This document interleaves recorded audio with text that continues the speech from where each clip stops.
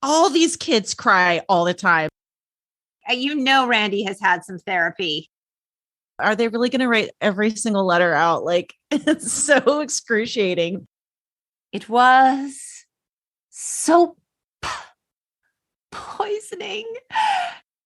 Yeah. Who the hell is Aunt Clara? She's out of touch, man. I mean, Ralphie's clearly a sociopath.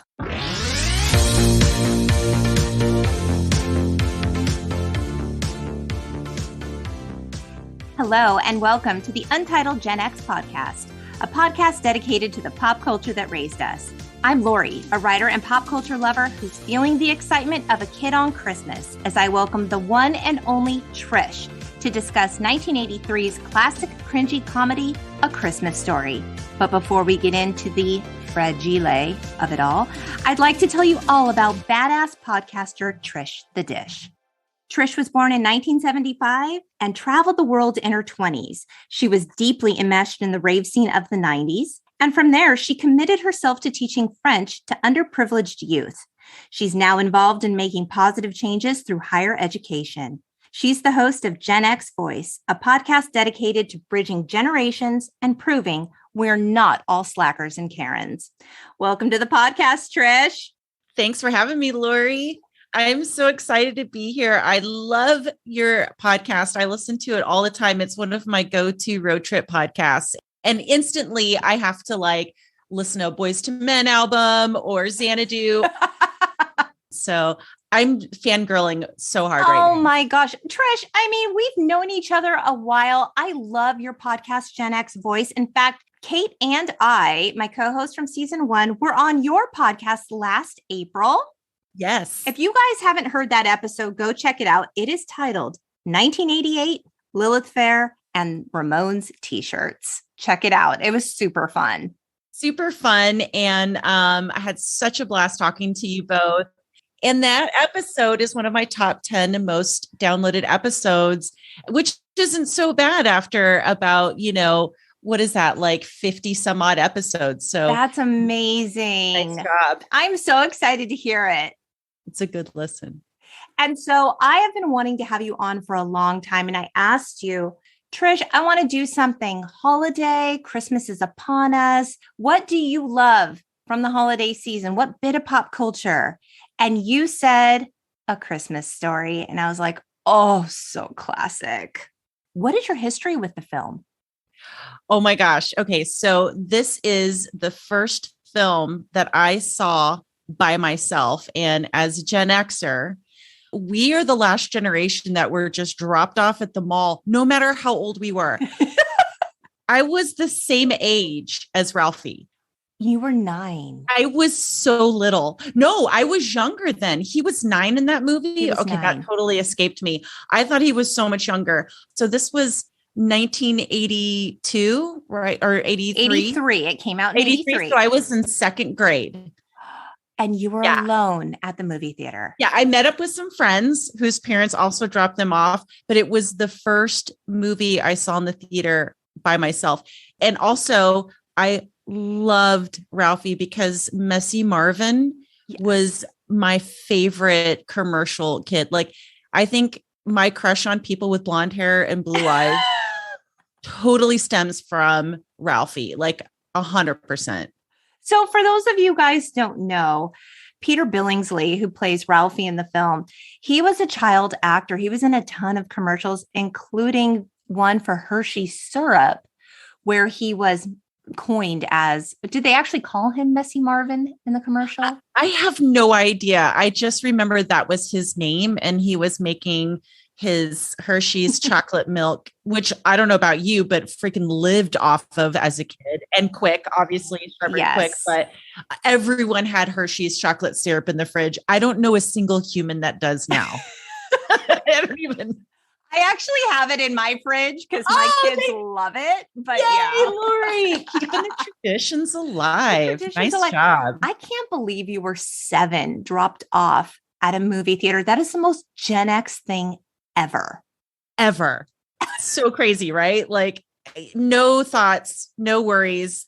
So that's why it's to this day one of my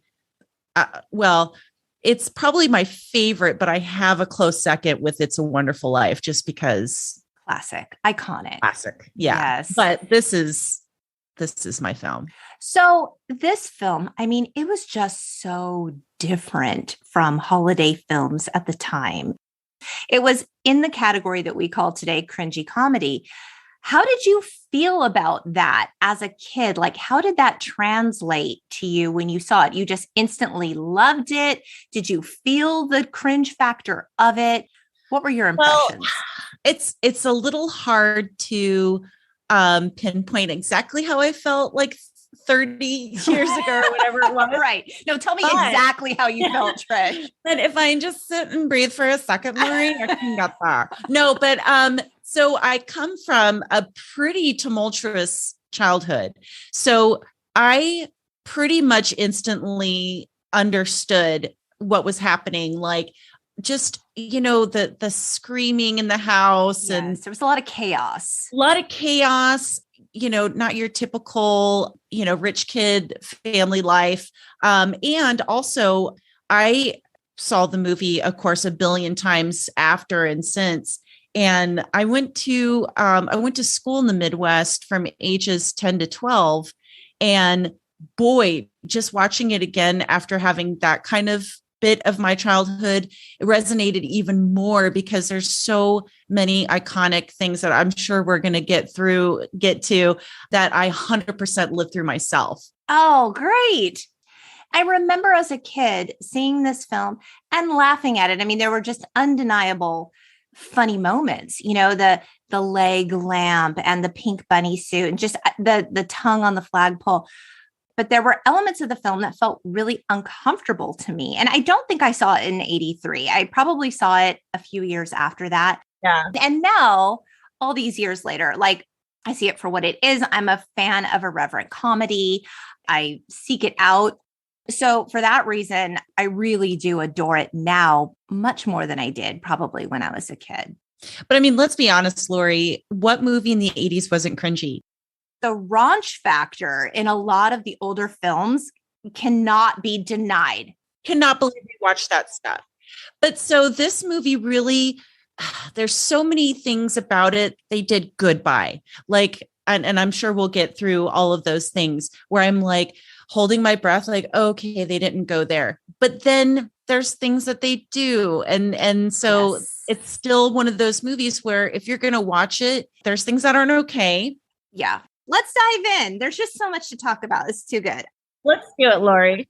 The screenplay for this film, this was actually based on Gene Shepard's a little bit true, a little bit imagined short stories from his 1966 book called In God We Trust, All Others Pay Cash. So he was this guy who used to write these short stories. He would share them on radio. You could tune in and you could hear his short stories, which is amazing. How cool.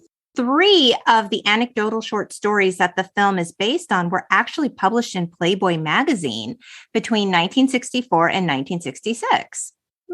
Yeah. The kind of stories that I would expect in Playboy. You got to read the stories in Playboy, Trish. Oh, silly me. Yes, we read it for the articles. Come on now. Okay, so the film was directed by Bob Clark, and Bob Clark was able to get this film made because he had 2 really, really successful films, Porky's and Porky's 2. I think maybe Porky's 2 came after this, but like high off of his fame and success of Porky's, he was able to get this thing done. So, which, by the way, Lori, that movie Porky's, I saw way too young and totally ruined my brain. Oh, it scarred you.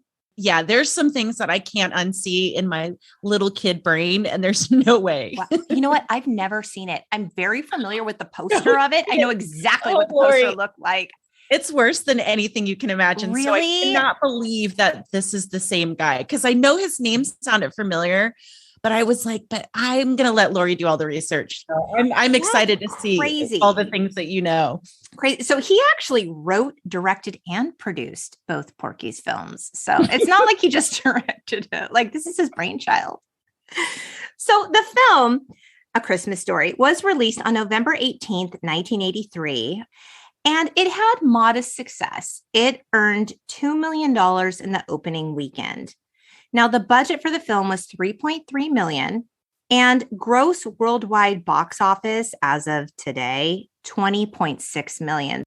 Vanity Fair had an interesting write-up on this film. It said, so when A Christmas Story premiered in 1983, we suddenly had a new kind of holiday movie, one that acknowledged, even relished, in unbridled avarice, the commercialism, the disappointments, the hurt feelings, the all-around bad luck that, in reality, often define the merry season. In other words, what real Christmas was like in real families. And I thought that was just really brilliant because I was like, yes, it's the high highs, it's the low lows, and it's the reality in a family at Christmas time. And now we see a lot of films that tackle that. But at the time, that was revolutionary. So let's get into the plot of it. Yeah. We have a lot to unpack here. I've got a lot of notes. Oh, yes. I love it. She has lip notes. She came prepared. True podcaster. Heck yeah. Okay. Plus, like I said, I love your show. So I love this part. This is one of my faves. I love that you came to it like ready to talk. So we open on the holiday season in downtown Homan, Indiana, where we meet Ralphie Parker, a little 9-year-old boy living with his mom, dad, and younger brother. Let's talk a little bit about the Ralphie casting. We touched on Peter Billingsley and his famous Hershey commercial. So interestingly, though, he was the very first kid to audition. What? So he nailed it. The director, Clark, loved him. But Clark was like, we can't go with the first kid we saw. Like, he was great. But like, no, we need to see what else is out there. And they literally auditioned thousands of child actors, only to then choose Peter Billingsley, the first one who auditioned. Wow. Yeah. And they wasted a lot of time only to come back to the first kid. Peter Billingsley was one of 5 kids in his family, and they were all in the entertainment industry, which is interesting. They were like the Culkins before the Culkins. So in the film, we hear narration of an adult Ralphie telling the tale of a Christmas story that he'll never forget. Now, Gene Shepherd, the writer of these stories that all of this is based on, is actually the narrator. Oh, no way. It's pretty cool. Wow. I love that. But interestingly, like Clark and Shepherd, the director and obviously the writer, they didn't get along because Shepherd was super protective of his material. And, you know, Clark was a director. He had a vision for the film. He was Porky's director. I directed Porky's. Don't you know who I am? So they didn't get along and there were a lot of problems. And like Shepherd would pull little Peter Billingsley and other actors aside and be like, no, you need to play it like this. No, you need to do it like this. And Clark was like, I'm the director. This is not okay. So there was a lot of butting heads. Mm-hmm.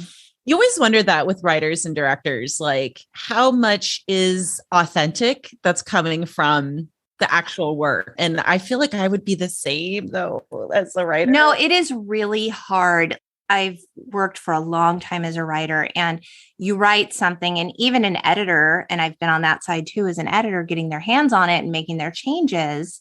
And I have had things published where I'm like, not happy with that edit. Like, I'm not happy with what was done to it. The one article I got got published in Bust magazine in like the early 2000s was so far from my tone.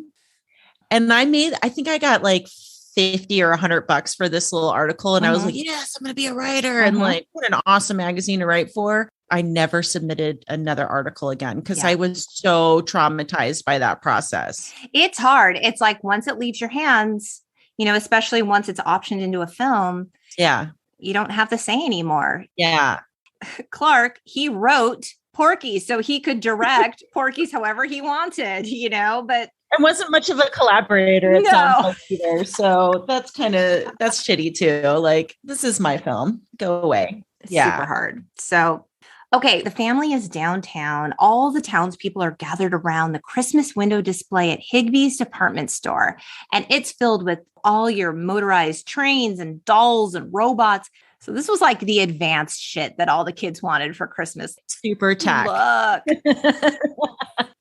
Because this movie takes place in like the 40s. Okay, so it's a little bit debatable based on certain things that they've shown. I mean, the general consensus is it's sometime in the 30s and 40s, but the people who really get hung up on these things are like, well, it can't be in the 40s because of well, it can't be in the 30s. Well, hey, Lori, don't you do that with movies now? Oh, yeah, I do. And let's just talk about mom's hair, because that's obviously not 1930s or 40s hair. That's obviously 1982, 83 hair. That is a really good point. It's one thing, Lori, that I have such a hard time getting past. Didn't care about as a kid, but as an adult, I cannot stand that. That is the typical mom hair of the 80s. You know, that's really true. And I think that they had her with these wild curls, sort of frizzed out hair to show that she's kind of just a frazzled woman. Like, I think it was supposed to speak to the fact that she spends all of her time and energy caring for everyone else, and she doesn't put that same energy into herself. I feel like she would have had a bunch of clips in her hair and made it up. You know, not dissimilar to the lazy bun that I'm doing now. Like it wouldn't all be down the cool perm face. I'm sorry. I just can't with her hair. I didn't even notice it. And you're absolutely right. You'll never unsee it now. I won't. Now I'm just like, I have a problem with her hair. So we see Ralphie and his brother staring at the toys inside the window, and Ralphie spots the one thing that he really wants for Christmas. Trish, you know it. The official Red Ryder carbine action 200 shot range model air rifle, complete with compass and a sundial. That's what he wants. And it's how it's explained throughout the whole movie. Now, Trish, let's talk about Christmas for a second. Yes. How do you feel about Christmas? Are you a Christmas person? There's so many feelings I have about Christmas because, like I said, I had a pretty traumatic childhood. So there were Christmases where we were living in a car or I got a pair of socks. And there were Christmases where there were so many presents under the tree for weeks and weeks that, like, you know, I really was like the kids, like crawling around the tree and shaking the presents. But it was always laden with really terrible family things happening. So my mom being on drugs, being kicked out of family Christmases, or just like not having a mom and dad around, and, you know, trying to have a Christmas with like my grandpa and his sister, to like being an adult and just like not having family at all because my grandpa disowned me. That's all of this is a lot that's unpacked in my podcast. But I mean, Christmas was always terrible. My mom would be so irate and say things after she, like, you know, and this is going to get really real for a second.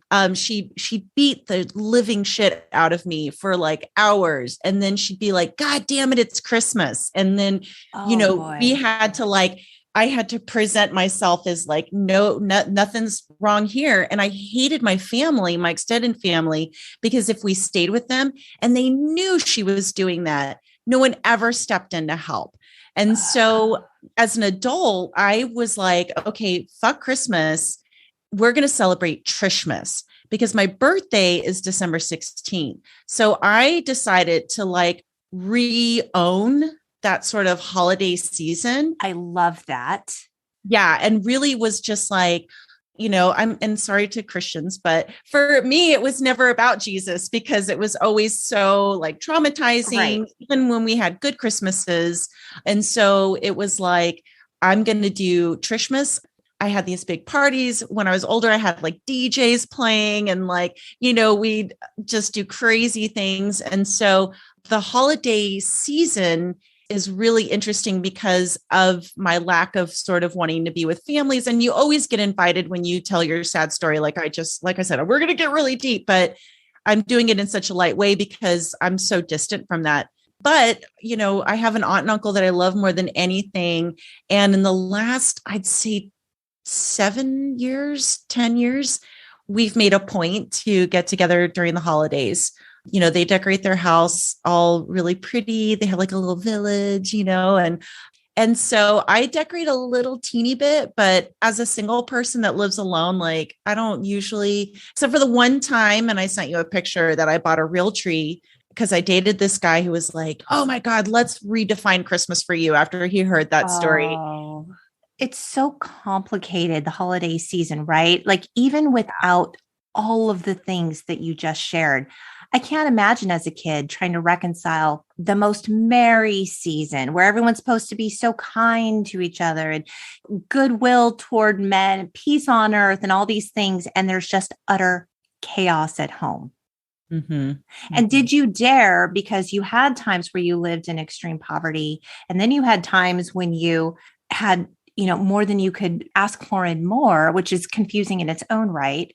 Right. Did you dare to want things for Christmas to make those things known, or did you feel guilty about that? Because the messaging around Christmas, right, and all the hot toys, and there's just so much consumerism and often so much waste. How did that feel as a kid? Here, Ralphie wanted this one thing like so bad. Was there a thing that you ever really wanted at Christmas, and did you get it? Yeah. So there's so much there. So there were a lot of times where obviously you're a kid and you write out your Christmas list, right, things like that. And there were times when being a fourth grader and getting a pair of Coca-Cola socks, and that's all you got.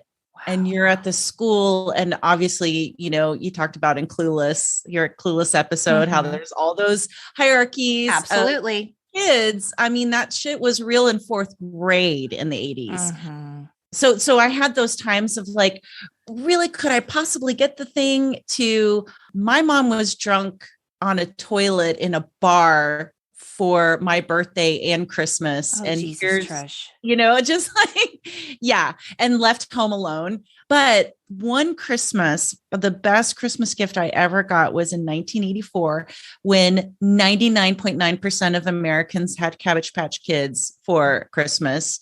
I got a Kusa, which was pretty much like a bootleg Cabbage Patch. Okay. But, well, not a bootleg. I mean, it was their pet, but was the Barbie Ultra Vet. Do you remember this? I do.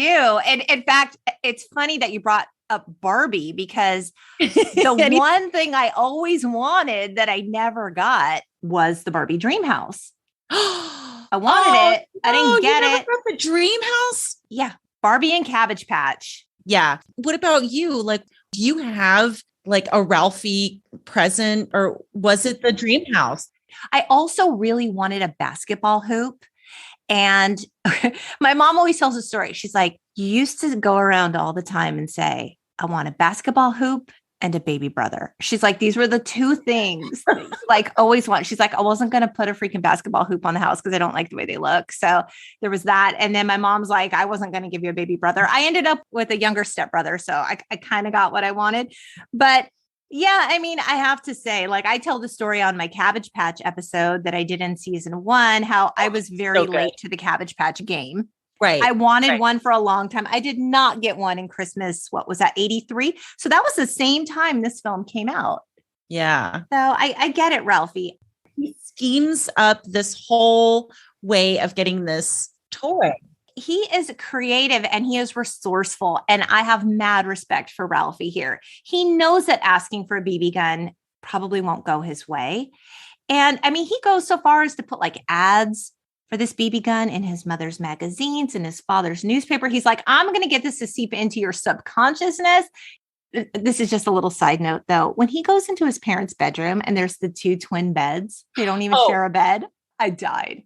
Seriously. And I don't know if that is a kind of a wink and a nod to how, like, in those days, you couldn't really show people living in the same bed. I think that's what it was. I was like, oh, that's super like Lucy and Desi of them. I'll be honest, though, as a kid, I really was confused there. I thought that was his bedroom with his brother. Like, I really did not understand. I feel like until I watched it the other day and was like, oh shit, that's his parents' bedroom. That's his parents' bedroom.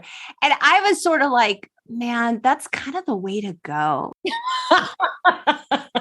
My husband snores a lot, so that's rough for me. Like I could almost do with a separate bedroom just to get some good quality sleep. But like he runs hot, I run cold. What people need for their sleep environment doesn't always click. Like I need it super quiet. I need it super dark. It doesn't matter to him. And so when I saw the two separate beds, like I laughed. I thought it was a wink and a nod. I was like, I could have 50 blankets on my bed and he could have none. It kind of makes sense. Yeah. I wonder if that's why I'm single, Lori, because like I have lived with guys, I've shared beds and I hate it. Like I hate it so much. Like I said, I have to have Frasier on to go to sleep. What if your partner doesn't want to go to sleep listening? Most of them don't. To Frasier. And you're like, I need Frasier. So Ralphie's dad. Oof. Okay, let's talk about him. He's a hardworking man. He's in a perpetually grumpy mood. He regularly spews his tapestry of obscenities, which are incomprehensible. I know. I mean, whether it's the furnace or the family car or the 750 hound dogs that are constantly harassing him, he's that typical grumpy dad. And Ralphie's dad, Mr. Parker, is played by stage and film actor Darren McGavin.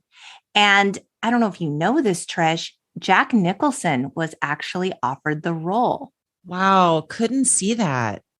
Apparently he was really expensive, and I don't know if he turned it down or what happened with that, but the director ended up loving McGavin for the role. I thought he nailed it. Same. Ralphie's mother, she tends to the home and she works just serving and helping. Boiling cabbage. I mean, all the time for her family, right? She yells a lot. She's a yelly mom. The mom is played by Melinda Dillon, and she is a Tony Award and Academy Award nominated actress, best known for Close Encounters of the Third Kind. Okay. I knew her too, but I was like, there's so many people in the 80s that like, them, but you don't know how to know them, Absolutely. So the film, it felt really relatable in how Ralphie interacts with the world. Mm-hmm. One of the things that the director Clark did, which was so interesting, was he decided to cut the floors on the set so that the camera would be at Peter's height, which was 4'2". Wow. No and way. So what we saw was everything from Ralphie's point of view. That's so cool. Wow. Maybe that's why the movie's so magical, is that his imagination is wild in this movie, Fantastic. Right? And I don't remember quite having that kind of imagination while like standing at the teacher's desk. Like, I don't think anyone ever caught me daydreaming, but then again, that's probably a lie, because I'm sure all kids are just like spaced out, because there's so much going on in their minds. And my favorite thing is like, when I grow up, they'll see something's going to happen and they're all going to be sorry. Like, I feel like that's such a kid thing. I don't know. Did you feel that too? I did. My younger son used to always say, to the point where I was like, should I get him checked out at the doctor for this? He would tell me, I have visions. That was the word that he would use. I'm having visions. And I was talking to my mom. I'm like, what the fuck, Mom? He's having visions. And my mom's like, Lori, I honestly think he's daydreaming. I think he's daydreaming. Oh. And like he sees in his mind's eye the daydream. He's just in his head and the way that he's processing and making sense of the world. Wow. I never thought of using that term for that, but that is kind of what it is. You are having a vision of an alternate reality that you might. I mean, I hope that's what it was, Trish. I don't know. I tell you what, I could never have kids because I would think they were possessed all the time. So funny, right? So Ralphie works up the courage to mention what he wants for Christmas. He's like, I want a BB gun. And his mom reacts exactly how he feared in what he called a classic mother BB gun block. She said, no, you'll shoot your eye out. Yep. He really wants this. He's devastated by this. And he daydreams of the day that he is able to defend his family from marauders that threaten their safety, Trish. I mean, these crooks descend upon the house. Like they're crawling on the roof. They're wearing the black and white, like striped shirts with the eye mask. Yeah. The total bandits. with their like satchels. Meanwhile, Ralphie is in a full cowboy outfit with all the silver print, silver fringe for days. Yeah. Here's a moment where they could have made this very not politically correct. He's dressed up as a cowboy, but he's fighting robbers. Right. So I felt like that was really culturally sensitive because we all know that kids in the 40s and 50s were not probably listening to cowboys and robbers. No, they absolutely were not. And I think that you're right. I think that's a really good point because we will then talk about the end scene in the Chinese restaurant. Not culturally appropriate or sensitive. Exactly. Yeah. So Ralphie relies on his gun that he calls Old Blue to shoot the bad guys in the butts while he's chewing his tobacco. He's saving his family. They're under the kitchen table screaming. Ralphie saves the day. They can't thank him enough. But Trish, in the most Gen X move ever, Peter Billingsley was actually given real tobacco to chew for that scene. Shut up. I swear to God. Was it Big League Chew? Apparently what they used to do in situations like this is they would give kids black licorice. Okay. That was like the industry norm for tobacco use, at least in minors for films, because I guess there was such a calling for it. I don't know. They gave him actual tobacco, which made him, he has said in interviews, he got really dizzy. He started sweating and his lips started burning. Yeah. How much tobacco do you have to have in your mouth to have your cheek bulge? I've never chewed tobacco. I don't even know what that's like. It just seems like it would be horrible. It's disgusting. And you get so dizzy because it's just like seeping into your skin and like into your cells. You know what I mean? That's so, yeah, you're right. So Gen X, like, who cares about the kids? I don't know who's responsible for overseeing the safety of children on set. I don't know. The same ones who were overseeing the safety of the pets and the animals. Right. Oh my God. Yeah. So in the next scene, we see Ralphie's headed off to school. His little brother is, tailing behind. And this is when Ralphie meets up with his buddies, Flick and Schwartz. And they get into this conversation about how, it's so cold that if you stick your tongue on a flagpole, it'll get stuck. And they're debating whether or not this is true. Flick doesn't believe it. Schwartz double dog dares him to try.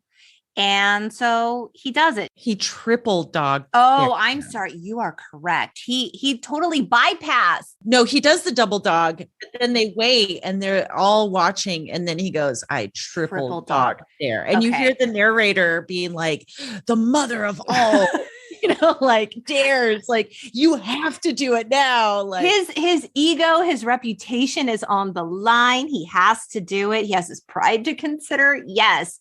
So Flick decides, okay, I'm going to take your bet. He sticks his tongue on the flagpole. They're outside of the school. The bell rings. Oh my God, his tongue is stuck. He's freaking out. He's screaming for help. And everyone just ushers into school because they don't want to be late. Ralphie goes, the bell rang. That's so terrible. It was so traumatic. The teacher, what's her name? Miss Shields. She's like, where is he? And they're like, he's outside. And she sees him. She's like, oh my God. She runs outside to go help him. They call the fire department. The police show up. It's this whole thing. And later he shows up back to class after this super traumatizing experience. His tongue is bandaged. He didn't go home for the rest of the day. Did they even call his parents? Probably not. I don't know. Was this the next day? No, it was the same day. Oh my gosh. I guess it was because we see them go home later that night. I swear to God, like Ralphie, honestly, I'm like, you're such an asshole. You didn't even go seek help. Right. But Lori, have you ever been double dog dared? I mean, I'm trying to think of like the dare situations in my life were probably during like slumber parties and truth or dares. First of all, I am not competitive. I don't have competitive spirit. Secondly, I honestly just don't give a shit most of the time. So if someone wants me to do something and I don't want to do it, I'm like, no. I had a lot of friends that were involved in some kind of shady stuff when I was younger. And I was like, no, it's just not for me. Yeah. I feel like I'm very similar to you, Lori. I can totally relate to that, where I was kind of a goody-goody in a lot of ways. But somehow we did mischievous things, but it was always like a group consensus. It wasn't like you go and do the thing and we'll all watch. You know what I mean? Now, when I was in college, I'd be double dog dared to like go flirt with a boy or something at another table. And you better believe I didn't even need a double dog dare for that. But like these kids were shitheads. Totally. It's so funny. And this whole thing, like, can that really happen? Can your tongue get stuck to a flagpole? Mythbusters tested this out. And yes, it can. Your saliva will turn into like what they call a kind of super glue in really cold temps. So you guys don't try this at home. It could actually happen. I feel like it's happened just with like popsicles before, where I've been like, I can see that this could happen. Yeah. So Scott Schwartz, the kid that played Flick, the one that stuck his tongue to the flagpole, he grew up and he worked in the adult film industry for a time. Just FYI. We'll have to go rent those movies. Or not. So this is when Miss Shields announced the next assignment. And this is, you guys need to write an essay detailing what you want for Christmas. And Ralphie's like, this is the best thing that ever happened to me in my life, because I am going to write the most compelling essay for my cause. Miss Shields is going to be like, he needs that BB gun. My parents are going to get wind of this. They're going to be convinced this is perfect. So he's super stoked about this. So as Ralphie and his pals walk home, they encounter the neighborhood bullies. This is Scut Farkas, who wears that raccoon skin cap, the one with the yellow eyes, and his little lackey Grover, the kid with the green teeth, the kid that dresses like Angus Young from AC/DC, that kid. The bullies just torment the kids. Schwartz ends up getting his from these kids. And I wasn't actually sad about that, because he was the one that triple dog dared. Mm-hmm. So like, you got yours. Karma's a bitch. I didn't feel bad for him, honestly. Yeah. I never thought of that before, but you're totally right. Like that was perfect. Lori, did you ever have bullies follow you home from school? Okay, so I did not walk home from school because my school was not close to my home. However, I did have a bully in school, and it was hard. She was so much bigger than me. I think she probably had 5 inches on me. She was so mean. And this went on for, I don't know, like maybe 2 or 3 years. Lori. And I mean, she never like beat the shit out of me. There was nothing like that, but she was just very intimidating and very aggressive. And I felt scared a lot of the time at school. And I didn't speak up because I don't know. Well, you didn't speak up back then. Yeah, I guess you didn't. I was lucky in that I moved around a lot. So I didn't, if I had a bully, I didn't have to be around them for long, but there was, when I lived in Illinois, there were these kids that would chase my friends and I home from school every day. And it was really bad. And finally, one day I turned around. I mean, we were fast though. Come on. They never caught us. But I turned around one day and was like, what will it take to get you to stop chasing us? And they were like, you have to beat up your best friend. And I did. You did. You felt like you had to. Okay. Let's unpack this for a second. When you decided to stop running and turn around, were you scared shitless when you asked that question? I think I was out of body. It was just, Lori, at this time, it had been like a year or two. Like it was so much. So this is one of the poor times in my life. And so we lived on the wrong side of the tracks. Okay. And my friends were poor too. It was a brother and a sister, Jenny and Jason. Can't get much more Gen X than that. Am I right? Totally. And it was so bad. Like we were so scared of this girl and her friends. They were just relentless. And I didn't even care. Oh, it was almost 3 years, because this was like 6th grade when I finally did this to my friend and totally got in trouble. But I told my best friend, Crystal was her name. I said, I need you to know what's going to happen. And I need you to know that I love you and I'm sorry, but we've got to stop this. And she kind of understood. I know that sounds really weird, but wow, she knew about this girl and her gang of friends, and she kind of got it. It wasn't like the Ralphie fight that we'll talk about later. Right. But it was bad enough to where I got in trouble in school, like, got sent to the principal's office. They were shocked because I was like such a smart, good kid. Right. It's so out of character. Yeah, they were really worried about me. And I told them it was because I felt like I had to do that. And they were just floored. I mean, back then they didn't know how to deal with bullying and things like there were no bullying campaigns and things like that. No, there was no like call for emotional safety on school campuses. Oh, God, there was no. nothing like that. So did the bullying actually stop? Yeah, she became one of my really good friends and taught me a lot about music and dancing and all kinds of things from a different culture altogether. So once you guys kind of became friends after this happened, did you ever begin to understand why she wanted you to do that? Did she want you to do that because she always wanted to be your friend? This is 6th grade or whatever, or 5th grade. And I think she's from more poverty than I was. And I couldn't believe that was possible. I don't think that she did it because she wanted to be friends. I think it was because there was so much anger inside of her. I don't know what it was.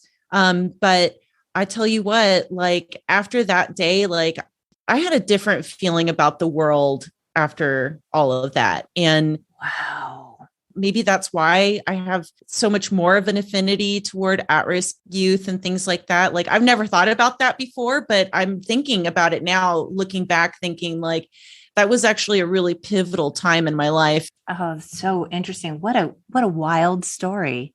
Yeah, bullies, am I right? Wow. But I'm so sorry that you never spoke up because I'm going to tell you when that ended, that was so massive. I know that, the bullying aspect of this film is only one small part of it, but I mean, it's such a part of the child experience. Those experiences really do shape you. Mm-hmm. Ralphie makes it home. Okay. He didn't get his that day. He decides to work on his essay and he pours his heart and soul into it. And he is so pleased with himself. And that night, this is when his dad comes home from work, overjoyed about the major prize he won. Trish, he wonders what it is. Maybe it's a bowling alley. I died. His wife is like, what? Like, so often the dynamic between these two, he's so ridiculous and over the top. You don't see love between them. Right. You can't even understand how these two, how did they get together? What did they once have? Right. This is the scene at dinner when we find out Randy hasn't voluntarily eaten in 3 years. He's playing with his food. Meatloaf, double beet loaf. I hate meatloaf, and then his mom gets him to eat his dinner by pretending he's a little piggy, and it's disgusting. And I remember being really uncomfortable by this scene when I was young. And what I get out of it is that, Randy really is, I don't know how much younger he is, but he is so treated like the baby. Yeah. Right. I mean, this is like toddler behavior that he's exhibiting, and he is not a toddler. The mom is doing everything she can to get this kid to eat. Yeah. And did you notice Randy is wearing a pink bib? I feel like maybe I've noticed that in years past, but I didn't notice it the other night when I watched it. I mean, bless the pink, who cares? But like he's wearing a bib like a baby. Yeah, that is kind of weird. There's a lot to unpack there with mom. I know Randy grew up with some residual effects of being treated like a baby. Like, Randy has had What's some therapy. His Christmas story? That's what I want to know. That's what we needed. They did some sequels. We needed to delve into Randy's story. Just do the whole movie over again, but from his point of view. Oh, that would have been awesome. Amazing. That's a great idea. Every time you turn around, that kid is like such a little baby. He's a pain in the ass. Like he cries like a baby. He whines a lot. But wait a minute. That's something I actually wrote down, was that all these kids cry all the time. Like everyone is crying all the time. And I'm just like, I actually really never noticed that until the other night. It's a lot. And I think that is all part of just adding to the chaos of the film. It's designed to make you feel uncomfortable and unsettled. Yeah. So this is when dinner is interrupted by that 7-foot crate Dad's special delivery, where the outside of the box says fragile. And the dad reads it because he's a dumbass, fragile. Oh, it must be Italian. Italian. It's a very large lamp in the shape of a woman's fishnet stockinged leg, complete with a stiletto heel. The lampshade is gold fringe like a skirt. And there's even a little bump of a hiney that you don't realize until it's broken. Yes, you're absolutely right. And Mr. Parker is just overjoyed by this. He's like, isn't it glorious? It's indescribably beautiful. And he wants to display it in the middle of the front window where a Christmas tree would go. He wants all the neighbors to notice, which they do. His wife is so horrified. This thing is tacky and ugly and embarrassing. And meanwhile, Ralphie cannot stop caressing the leg. He calls it electric sex gleaming in the window. Oh my God, that's right. And it's so crazy because that has become such a staple Christmas decoration. It's just everywhere. Crazy. Oh my God, it's so ugly and obnoxious. It's hilarious. Yeah. And for that time period too, I can imagine that was super scandalous to have something like that. Like I can't imagine. That's why I feel like in the 80s, the reaction would have been that. In the 40s, I don't even think a lamp like that could exist. They don't go into detail. Like, what is this major award that he won? What contest did he enter? What did he do to win it? Like, what? No I have questions. In the world. I have so many questions. Because it had to have been super expensive too, to even mail it. There's so much going on there that's like, there's no way. There's no way. I know it's ridiculous. Fragile must be Italian, but like, is this from Italy? Is this from overseas? Like, what is it? Is it a famous designer? What? We could do another sequel on the backstory of the leg lamp. The next day at school, this is when Ralphie hands in his essay and has his little vision, his daydream about Miss Shields reading it. And this is when she gives him the A+. That is so great. It's so great. Funny. The Parker family goes out to get a Christmas tree. And while they're driving home, the car blows a tire. Ralphie goes to help his dad change the tire. And his dad is putting lug nuts in the hubcap. And Ralphie drops it. Dad knocks it out. Oh, he does? Hands. I kind of didn't catch that. Does. No, I mean, because that's the reason why Ralphie throws it up in the air is because Dad nubs it with his arm. I kind of missed that. That's kind of major. Last night was about the billionth time that I've watched it. So it's, okay. So Dad knocks it out of his hands. Mm-hmm. These things go everywhere. This is when Ralphie lets out, we hear the word fudge, but he says the big one, the queen mother of dirty words, the F -- word. His dad is regularly like weaving a tapestry of obscenities. This is how his dad talks, of course, but his dad is so upset. When he tells his wife, Ralphie's mom, what he said, she screams as though somebody died. Yeah, but okay. So upset. But time out. This is what I think. I have a different view of this. Tell me. When he sends Ralphie to the car, the camera goes back to Dad and he's almost shitting himself with laughter. Like he's trying to keep in the laughter. Okay. I missed that too. Yeah, no, because what happened was, this is why you have two people on to talk about these. Yes, things. Exactly. Because I would have been like, Dad's pissed. He had to, as a parent, react that way. Okay. So he knew that was a bad word. And even when Dad gets in the car to tell Mom, he still has like a little glint in his eye about how freaking hilarious it is that his kid dropped the F-bomb. But Mom's reaction is over the top, bar soap in the mouth, like just the most. Did you ever get your mouth washed out with soap? I did. I had a babysitter. God. She had like a kind of like a daycare center in her home. And that was just a method of punishment. And she was not a bad woman. That's the thing. Like, she wasn't super mean to us, but when we were out of line, that was the punishment. So yes, I want to say it was sort of done the same way as Ralphie's mom. She's not screaming at him. She's not beating the shit out of him. It's just like, you did a bad thing. Now this is the punishment. And it's so interesting to me because later on in the film, we see that mom extends Ralphie a great deal of grace when Ralphie ends up beating up his bully. She doesn't tell the full story to the dad. She doesn't want the dad's crazy reaction. She tries to spare Ralphie from that. But Ralphie's father does not offer him the same grace. He tells the mom. Wow, I never thought of that. Knowing full well that she would lose her shit because to her, that said, oh my God, I'm raising a delinquent child, to the point where she forces Ralphie to tell her, who told you, this word, knowing full well dad says it a million times. They all hear it. Right. And then he throws his friend under the bus. We hear the friend get beat. But what I do like is that mom does put the soap in her mouth afterward. Yes, and she's just like, oof, that's bad. And like almost throws up. And I'm like, yeah, it's pretty terrible. It's so funny because when Ralphie goes to bed, it's unclear. Does he dream this? Oh, no, it's a vision. He's having another fantasy about coming back. He's wearing sunglasses. He's walking with a white cane, and his parents welcome him in. It's like, Ralphie, what's wrong? Ralphie, you have a cane?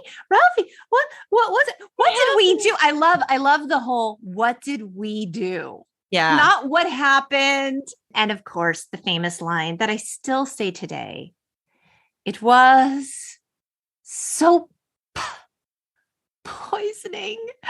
I can say that all the time. And he's so satisfied. I think this is when he looks at the camera and kind of smiles. Yeah. I love the fourth wall breaking. A lot of that happens in this movie. It's so great because he's so cute. I loved him so much. Adorable. The next day, this is when he finally receives his Ovaltine secret decoder ring that he sent away for. And he anxiously tunes into the, what is it? Well, it's not an Ovaltine decoder. It's the Orphan Annie decoder. So he listens to Radio Orphan Annie, sponsored by Ovaltine, yes, for a really important secret message, right? It's such a long scene. Oh my God, we already know. Are they really going to write every single letter out? Like, it's so excruciating. And this house has one bathroom and Randy has to poop. And it says, be sure to drink your Ovaltine. It was a crummy commercial. Yeah, it's weird. It's when you start losing that innocence. Yes. Of finding out that Santa's not real. Spoiler alert. And I think childhood is filled with a series of unraveling that and these disappointments. For Ralphie, I feel like this was a pivotal moment for him, even though it was something so stupid. It was really meaningful to him in that moment. And I think that realization to him just sets the stage for his whole life to follow. That maybe the thing that I think is so great isn't going to end up being that way. Like maybe things aren't going to shake out the way that I expect them to. See, Lori, this is why I like you. You are such a advanced thinker in a lot of ways. Like, oh my God, no. I know. I'm putting way more depth on you than you probably. I don't deserve it. But a lot of the things I've heard in your podcasts, you see things that maybe some of us just don't have time to see because we're too busy, like running around and doing crazy things. Like I was a raver, right? So like, hi, I was doing drugs and, like being promiscuous or doing crazy things. And you're just sitting there going like, no, I'm not going to double dog dare. I don't care.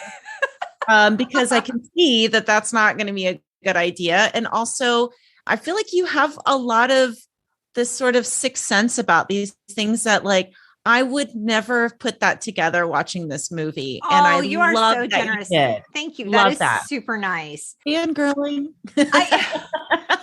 I love you. I love you, Lori. Same. I feel the same, Trish. Mutual admiration society right here. So, okay, that night, this is when mom decides to take that leg lamp situation into her own hands. And I love it because, throughout the film, she has these little quips to her husband, but she never really takes a firm stand on anything. He's just very overpowering presence. And she's just sort of meek and mild and frazzled. Like she'll say little things and then he'll dismiss her. She's often dismissed. But with this, she really doesn't like this fucking ugly lamp. And this is when she, finger quote, accidentally breaks it. Mm-hmm. And Dad is devastated. He blames her. You broke it on purpose. She's like, oh my God, no, I didn't. I was watering my plants. I'm so sorry. He tried to fix it with tape, which is just so in line because like him working on the furnace, it's amazing he hasn't burned the house down. Him plugging that lamp in and it's sparking everywhere. Like he is a hazard of a person. And he is in charge of the safety and security of this family. Right. I mean, the fact that he tried to fix it with tape is just so stupid. He thought he had it fixed at one point. It just crumbles.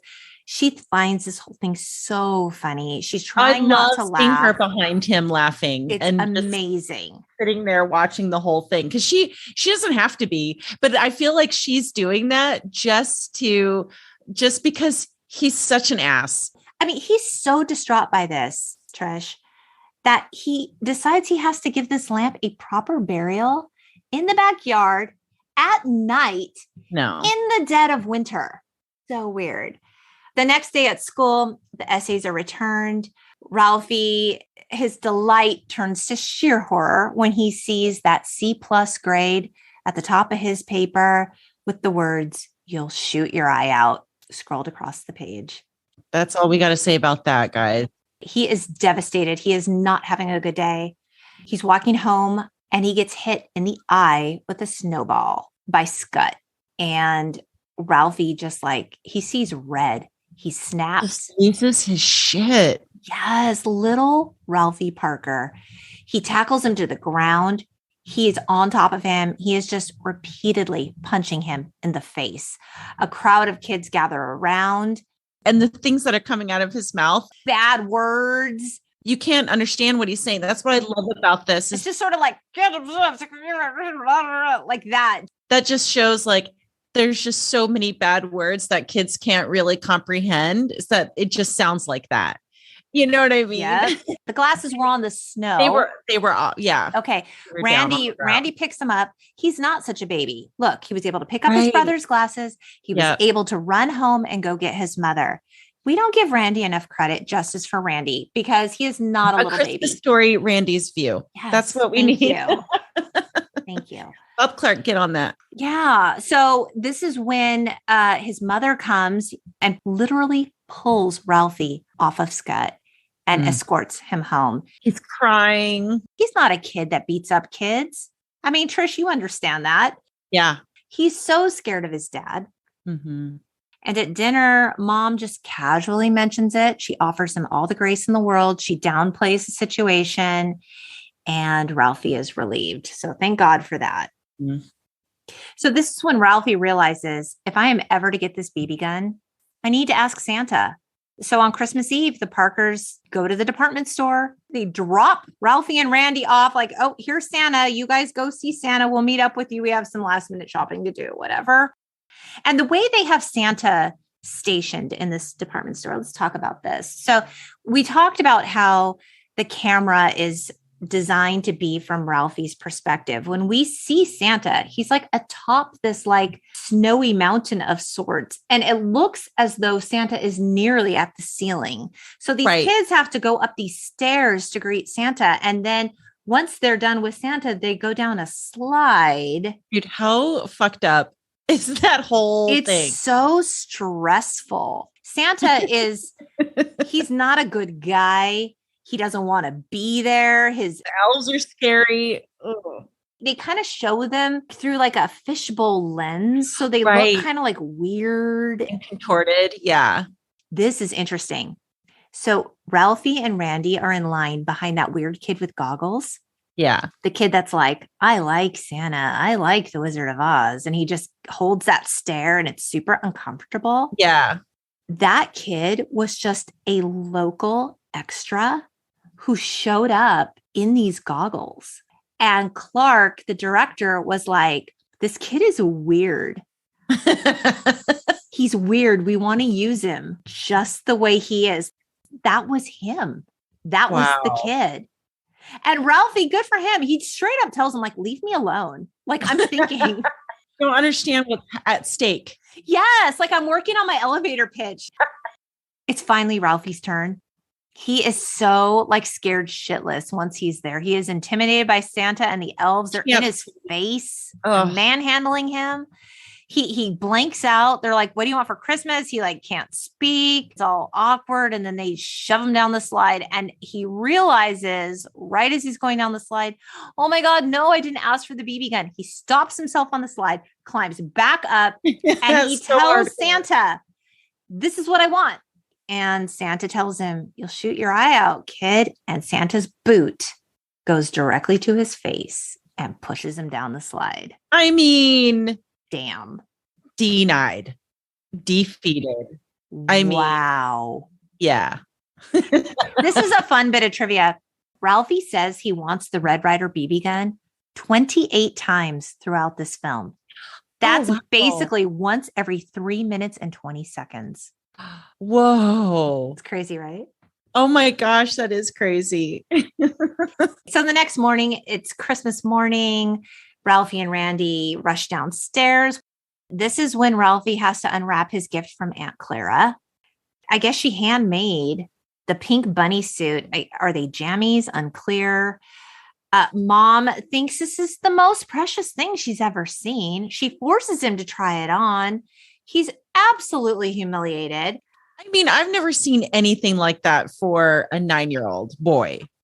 Ralphie says something like, Aunt Clara seems to think like I'm a little kid and I'm a girl. Yeah. I don't even think a little kid that is a girl would like this gift. First of all, it's Christmas. Any age. Yeah. Why are you sending me a pink bunny suit? And then Randy is younger than Ralphie. What did Randy get from Aunt Clara? Nothing. Super weird. Like, we don't see anything and we just see him laughing at him. I mean, yeah, who the hell is Aunt Clara? She's out of touch, man. I can't believe Mom thought this was adorable and forced him to try it on. Right. That is some abuse right there, if you ask me. That is humiliating. And it's the one time we see Dad being cool and being like, do you want to wear that? Do you feel stupid? Yeah. Take it off. Take it off. You don't have to wear that. Like it's like the one redeeming quality of Dad is that he's like, listen, I'm not going to let my son just hang out in this bunny suit. Right. Like for a man that has problems recognizing ridiculousness, at least he realized it in this moment, because up to this point, he hasn't been able to see it. No, he is blind to ridiculousness. Such a good point. Yes. Okay. All the presents are unwrapped. Dad asks Ralphie if he received everything he wanted. And Ralphie said, almost.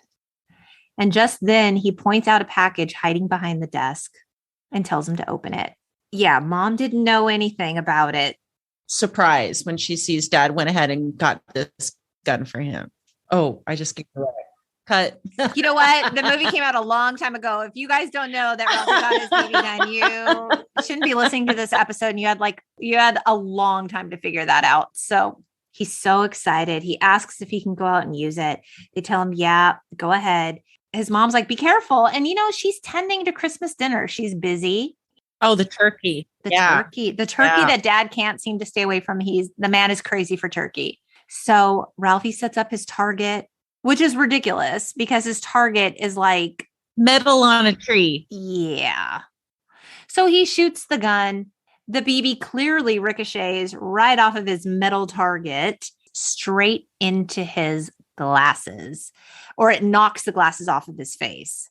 And Ralphie, for a moment, he's on the ground, like he's touching his eyes. He thought he shot his eye out. He did not know. Oh my God, I shot my eye out. Yeah. Classic. And then he realized, oh my God, I have both eyes, because he gets up and he's looking for his glasses, and crunch, he steps on his glasses. And now he's like, I'm going to get in so much trouble for breaking these glasses. And they're going to think that I shot my eye out. They're going to take this gun away from me. And he concocts this lie to tell his parents an icicle fell from the garage and it cut me. I mean, it's super smart, so right? Brilliant. So brilliant. So smart. And so, yeah, he starts crying and pretending that he's hurt. And mom rushes out. Oh my God, those things kill people. Yes. Oh my God, Ralphie, Instantly believes him. There's no doubt at all. No. I can't believe that. I can't believe that kid could come up with that lie. Like my mom would never believe that. I mean, Ralphie's clearly a sociopath, right? Like he let his friend stay stuck to a flagpole. Oh God, and beat up by lying about the F word. Oh yeah, he's clearly a little liar. Like an Ralphie's a narcissist. Meanwhile, the hound dogs, those freaking neighbor hound dogs, bust in the house. They get the turkey. Oh my God, and they're fighting each other. It is really intense scene. It's horrible. And dad is just like, oh my God, my turkey Christmas dinner is ruined. And this is when he tells the family, you guys get dressed, we're going to dinner. He does it in like such a normal way that you don't expect. You would expect he freaked out more about the lamp being broken than this turkey. This is true. And he really cared about the turkey too. There's a lot to this dad. Yeah. A lot more layers than we think. Yes. What's a dad's backstory? See, what were his disappointments? I mean, there's so many stories. We could have Schwartz. We could have dad. That would be mom, awesome. Randy. So they end up at a Chinese restaurant. It's presumably the only place that's open on Christmas Day in their small town. This is what I'm gathering.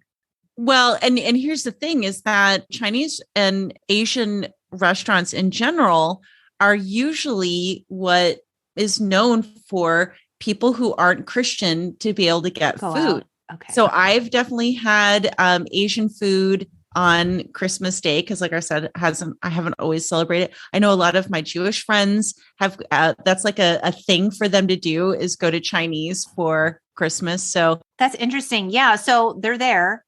And I get the impression this is probably their first time, even in a Chinese restaurant ever. That's true because they do act so strange about everything. Though? And this is where the movie turns. It does. It's problematic, which is really unfortunate because this is near the very end of the film. Yep. So now the servers at the Chinese restaurant try to sing Deck the Halls and they're unable to properly pronounce. And it's a big fat joke. And then they bring out the food and it's a duck. I've never been to a Chinese restaurant where there was a full-on head on the duck that served. I'm not sure how common that is. I've been to plenty of parties and or restaurants where there's a full pig with the head. And totally. Like they treat it as though it is the most ridiculous thing. It's so culturally insensitive. It ruins so much of the movie that you're just like, everything was perfect until that moment. Like I said, they did cowboys and robbers. Yes. Like there's like certain things where like the mom isn't just some dowdy housewife. Like she's pretty smart and manipulative in a funny way. And dad isn't really this like abusive, crazy dad, and then they had to just, it just they're just gross. Laughing and totally distasteful. It was distasteful. But then again, y'all should see Porky's because we're taking it back to Porky's. Just saying. So this was really interesting though. In the very next scene, the Parkers are back home. The boys are, sent to bed. And this is when we see mom and dad sit together on the couch. In a loving way. For the first time, they sit near each other. He puts his arm around her and they like cheers. They clink their glasses. Mm-hmm. Watching the snow and the Christmas tree lights together. It's like this tender moment when we haven't seen this at all. Is the audience left to believe this is the Christmas magic aspect of this? That the holidays, at the end of the day, after all the craziness, when it's finally almost over, you can take a moment and actually enjoy it now that the kids are asleep. I couldn't decide if I was happy that it was in there, because then it's like, okay, there's some love in this partnership, or does it feel misplaced? Well, I'm going to ask you then, as a parent, how are you and your husband at the end of Christmas night? I'll tell you, and I've said it on the pod before, I don't really love Christmas. And I feel like it's just gotten so far away from what it's supposed to be. So I really struggle with trying to create holiday joy and magic for my children when I don't really feel it. And I feel my magic in simpler terms. Mm-hmm. My favorite part of Christmas is Christmas morning when my husband and I get up really early and we have our coffee by the tree before it all begins, because it's like the work part of it is done. So when the work part of it is done, I can stop and I can appreciate the lights and the trouble and the hassle and all of this. And it sounds so negative. And I feel really bad saying that because No. love Christmas. They love this shit. It's an ordeal. It's stressful. It's so much money. But what you're saying though is probably them just in reverse. I think that that's true too. It would have been nice to see at least a peppering of some love or something between them throughout the film. But it's kids' perspective. This is true. Our kids, and I think he adds that in when the kids aren't around to show that like, this is what it's really like. Every other time we see them interacting, the kids are around. That's right. So we see the kids in bed and Ralphie is, snuggled up in bed with his BB gun. I hope that thing is not loaded. It totally was. It was. It was, right? Like no one was checking that. And this is when we get the voiceover that recalls that this was the best Christmas. And the actor who played Ralphie, Peter Billingsley, he got to take home 3 items from this film that he still has. He has a Red Ryder BB gun. He has the pink bunny suit. What? And he has Ralphie's broken glasses, which I say he got to take home. Those were actually his glasses, but they broke on set. But he has them. Oh, how cute. He has them. Interestingly, I like to talk about Roger Ebert sometimes in his review of films because I usually don't agree. This one, I kind of do. He said in his review, my guess is that either nobody will go see it or millions of people will go see it. Now, millions of people, I don't think went and saw it in the theater, but when it first appeared on HBO in 1985, this kind of coincided with the release of this film on home video. So it started gaining in popularity as people would be able to purchase the film, view it around the holidays. It was becoming sort of like a holiday classic around that time. In 1997, TNT slash TBS began running their 24-hour marathons. Yes. And I was so there for it, Lori. So one of my roommates in college, she died of COVID last year. Oh, I'm so sorry. She and I used to make tamales and watch the nonstop Christmas Story. That is so fun. On TBS. So I was so hoping you would mention that because that is like a shout out to my girl Clove, because that was like a big thing that we would do starting in 1997. Wow. So are you going to have tamales in memory of your friend? I always have tamales in my fridge. Good call. Yeah. It's always a good time for tamales. Yes. Yeah. So did you know you can actually visit the Christmas Story House and Museum? It is located in Cleveland, Ohio.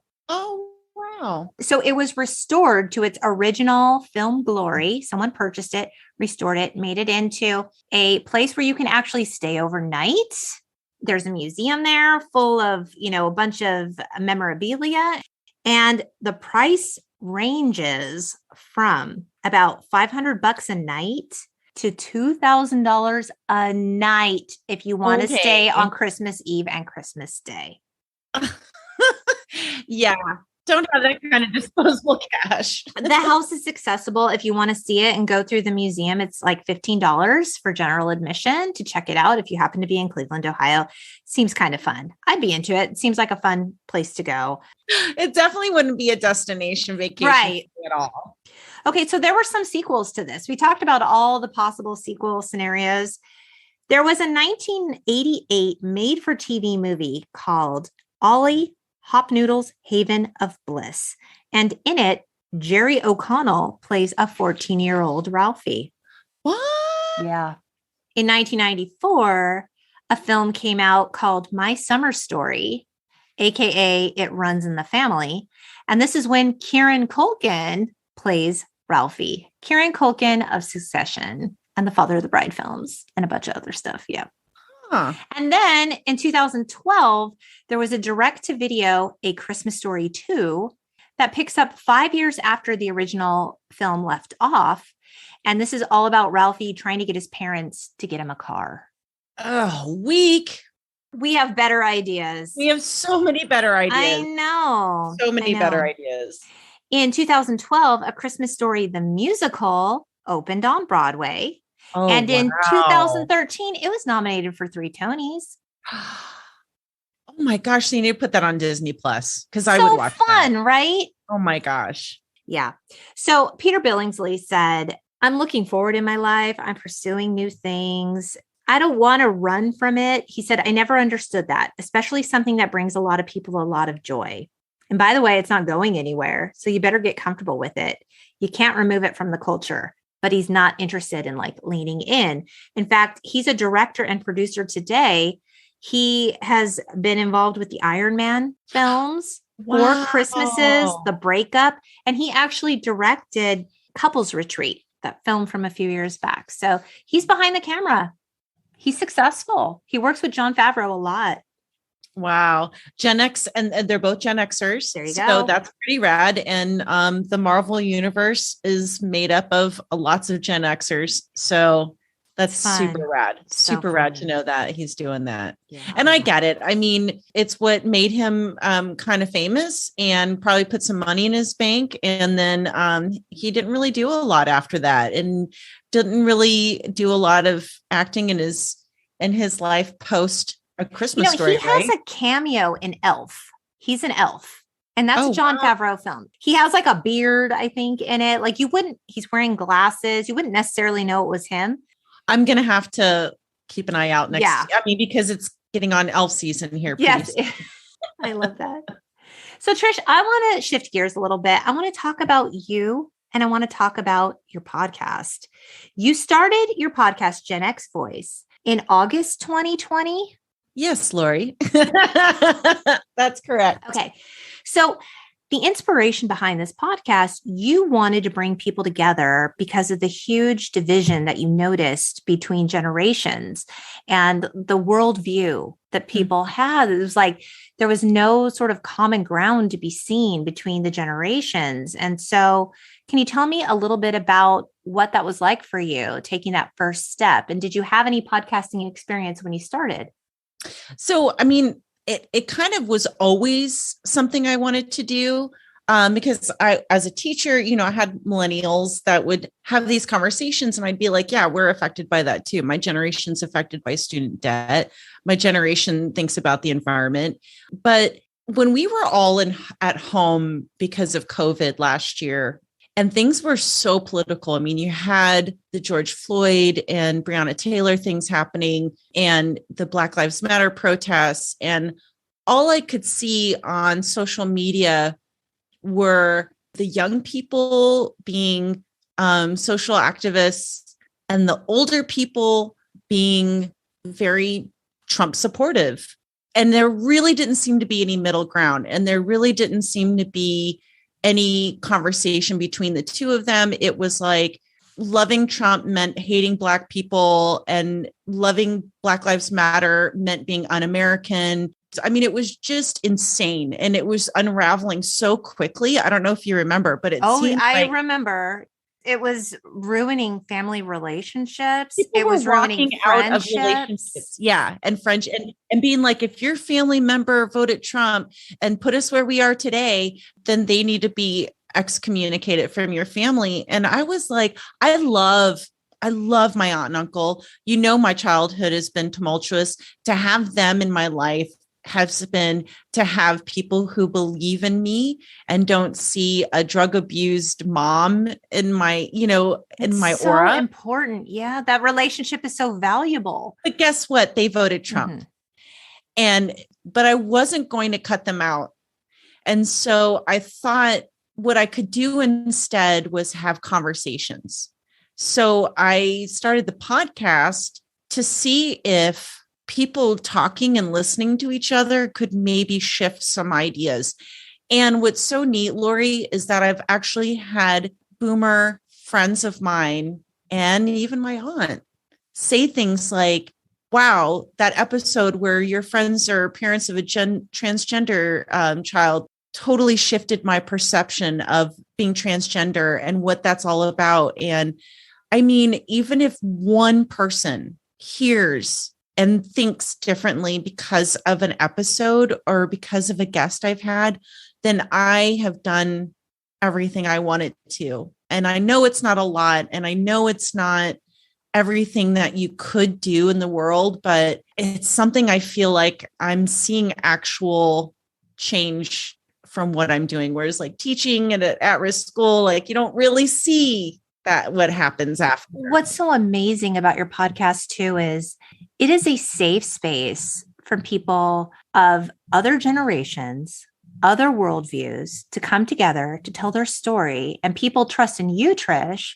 So they tune in. And these are people that may never, ever have an opportunity to hear someone with this sort of life experience or that sort of thinking. They wouldn't take an hour out of their day to listen to anyone talk. They might not even know anybody, but yet they have preconceived notions of the kind of people who are like this, or the kind of people who think this way, where knowing you, trusting you, tuning into you, they have an opportunity to actually hear about someone's struggle, their life experience, about their mission, about the work that they're doing in the world. And that makes a big, big difference. It's a huge contribution. Thank you, Mary. I do it against the backdrop of pop culture because I happen to find that pop culture is sort of a great equalizer. It's a place where people feel such a relatable to revisit. Yeah. But these conversations are so valuable. And so I get the sense too, and this is what I love so much about your podcast is you, I can tell, are a lifelong student. You are learning from your guests as much as your listeners are learning from you. I can tell you have a real thirst for this. Yeah. You want to understand, you want to bridge that generational gap. Yeah, I love that you're saying that because it's so true. Because I look at every interview as like, okay, what do I want to learn from this person? And the last thing I ask every guest is like, what's your life advice? Right. And I'm always so inspired because people have such beautiful things to say. I think middle-aged people are written off. We've been ignored between the two very vocal generations, millennials and boomers. I mean, we are the forgotten generation. We 100% are. So forgotten, not added in conversations about the student loan debt and things like that. Like they're not talking about that. And now that our generation is going into perimenopause and menopause, becoming middle age on social media, like boomers weren't turning middle age on social media. They were already either going through it or transitioning out of it. We've literally been on it for the last 20 years. Right. So this is an opportunity for us to really start having our voice be heard. And it's people like you and other Gen X podcasts out there that like, it's so great because we've been in a chrysalis for so long, like cocooning. And now we're all like, okay, we did all the things we wanted to do. Now let's talk about it. And let's let people know that like, just because you're older doesn't mean you're dumb. And just because you're young doesn't mean that you're in a fairy tale world. So I don't know. Just because you're older doesn't mean you're dumb. And it also doesn't mean you're done. And I think that is really the ticket because we talked about how Gen X is often the forgotten generation. Like you said, Gen X was written off as slackers. So what's a slacker? Before we even graduated high school. Right. It's someone who doesn't do anything. It's someone who's not motivated. It's someone who doesn't have a larger goal or purpose. You are out to prove Gen X is not a bunch of slackers. We're not a bunch of Karens. We're people who have progressive thinking. We're not done. We're here. This is our opportunity to speak out. And that's what Gen X Voice is. We've just been really busy. We've been busy raising families, raving, taking drugs, legalizing drugs, fighting, creating Black Lives Matter, which was created by Gen X. We have been doing stuff all along. We knew no one was watching us, so we didn't say anything. But now we're like, this is our time now. Mm-hmm. This is it. You guys had your time. We're taking over now. It's such an inspiration, honestly. Like, I've never been more proud to be middle-aged. Right? So what's next for you? What's coming up? I don't know. Life is moving along as it does. And there is a huge part of me that wants to transition to another career because I'm not challenged at work like I used to be.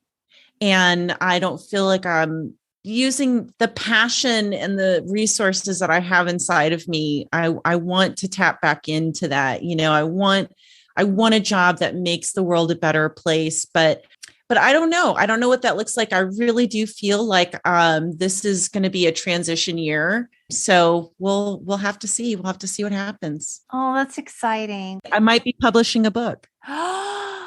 You heard it here first, guys. You said it. Now the universe is listening. You dared to speak it into existence. Listening. Oh my gosh, Trish. Well, thank you so much for joining me. It was such a pleasure to have you on the pod. It has been a long time coming. I'm so happy that you asked me, Lori. And I want to tell you, I would love to have you come back on the pod. Oh, I'd love to do it. Of course. I would love to unpack becoming a middle-aged woman in today's world with you if you would be interested. Yes. Okay, you guys, that's forthcoming. But in the meantime, you need to go and you need to check out GenX Voice. I will put links to all of Trish's stuff in the show notes. So be sure to check Trish out. You're going to get so much out of the really inspired conversations that she has. Thank you, Lori. I really appreciate hearing that. That means a lot. Oh, thank you so much again. And you guys, of course, thank you for listening. And merry, merry, merry holidays. And please, please, please remember to rate and subscribe. And you can find us on the web at theuntitledgenxpodcast.com and on Facebook and Instagram at The Untitled Gen X Podcast. We hope you keep in touch, beautiful people. Bye. Bye.